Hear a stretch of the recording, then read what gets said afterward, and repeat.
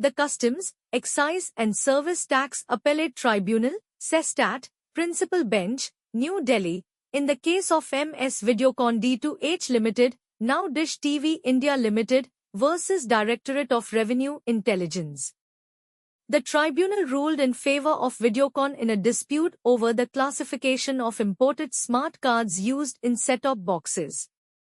The DRI had alleged misclassification and demanded 56.47 crore rupees in duties, penalties, and interest, claiming the cards were parts of set-top boxes and not smart cards. The tribunal, however, upheld Videocon's classification under Customs Tariff Item, CTI, 8523.50-90, rejecting the DRI's claim that the cards should be classified under CTI 8529-90.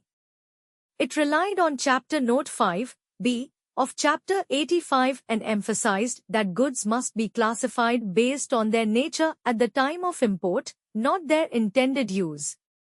The tribunal also followed the legal principles laid down in its My Name PVT Limited versus Additional Director General, DRI, 2021, and Jindal Drugs PVT Limited versus Union of India, 2016, which stressed the inadmissibility of statements under Section 108 of the Customs Act unless the procedure under Section 138B is followed. The judgment quashed all penalties, dismissed the revenue's appeal, and clarified that differences in classification opinions cannot justify confiscation or penalties.